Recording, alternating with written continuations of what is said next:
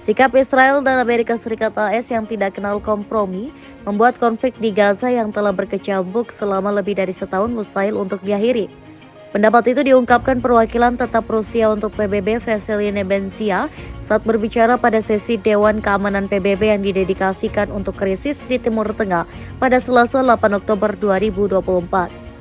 Serangan terhadap Israel oleh kelompok pejuang Palestina Hamas pada 7 Oktober tahun lalu yang menewaskan sekitar 1.200 warga Israel dan menyandra 250 orang merupakan tragedi yang sekarang digunakan untuk membenarkan hukuman kolektif massal yang kejam dan tidak manusiawi terhadap warga Palestina menurut utusan Rusia tersebut.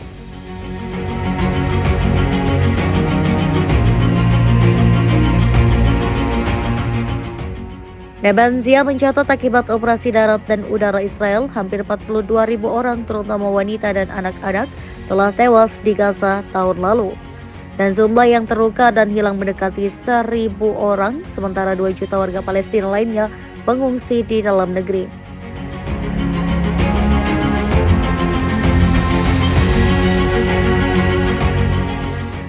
Washington memveto beberapa resolusi Dewan Keamanan PBB yang menyerukan gencatan senjata segera di Gaza sebelum akhirnya mengizinkan dokumen tersebut disahkan pada akhir Maret 2024. Menurut laporan oleh Watson Institute for International and Public Affairs awal pekan ini, AS telah memberi Israel bantuan militer senilai 17,9 miliar US dollar selama setahun terakhir.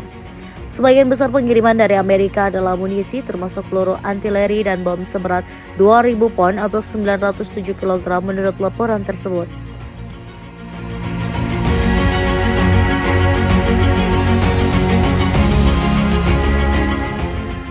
Konflik Palestina dan Israel berpotensi besar memicu terjadinya Perang Dunia Kedua.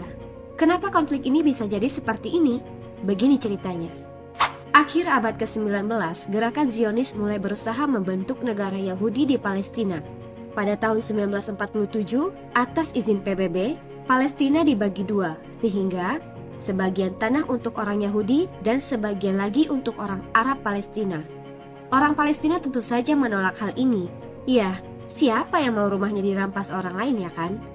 1948, setelah mandat Inggris berakhir, diumumkan dan muncul negara baru bernama Israel. Tentu saja orang-orang Arab marah dan mulai menyerang Israel. 7 Oktober 2023 hingga saat ini, dunia kembali gempar dengan perang yang belum usai karena banyaknya korban berjatuhan di kedua belah pihak. Di Palestina sendiri, warga sipil, orang tua, wanita, dan bahkan anak-anak yang tidak berdosa ikut menjadi korbannya. Hal inilah yang kemudian membuat banyak orang di seluruh dunia mengecam apa yang dilakukan oleh Israel.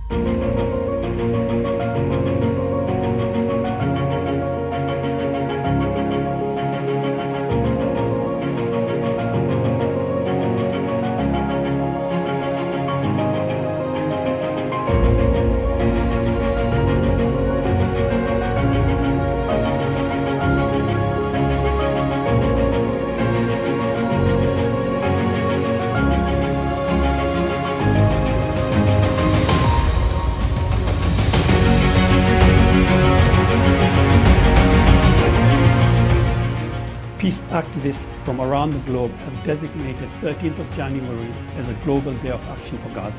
This call comes at the back of 12 weeks of Israeli attacks in Gaza. The Israeli attacks are generating destruction comparable in scale to the most devastating wars of the last century. Israel has dropped over 30,000 bombs, killing 300 people daily in Gaza.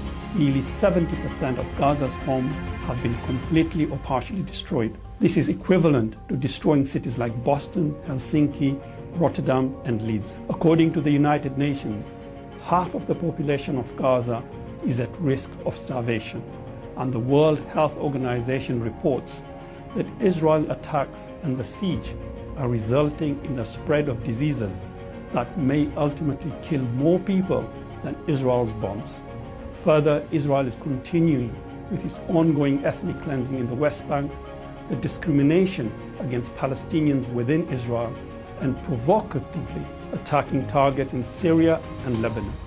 The unfolding genocide by Israel in Gaza has been made possible because of the unequivocal support of the USA and UK governments. The US and UK governments have even blocked a UN Security Council resolution calling for a ceasefire. The last 3 months have shown the Nakba, the catastrophe, has never been over, and it is in its most acute manifestation of 1948 is returning much more aggressively. This is despite the slogans of never again, the Universal Declaration of Human Rights, international law, Geneva Convention, and UN resolution. A global day of protest on 13th of January is necessary because the governments of the world and international institutes have failed to stop Israel. People's power has in the past helped stop the US war in Vietnam. People's power has helped end apartheid in South Africa, despite being supported by the US and UK. The 13th of January global protest for Gaza, as such, is the realization that people power is needed today more than ever to end the genocide in Gaza. It is about ordinary people demanding that governments and institutes shift away from war and usher in a humane global order of equity and justice. For these reasons and more, we are already witnessing groups from Asia, Africa, Australia, across the Americas and Europe starting to mobilize for the 13th of January.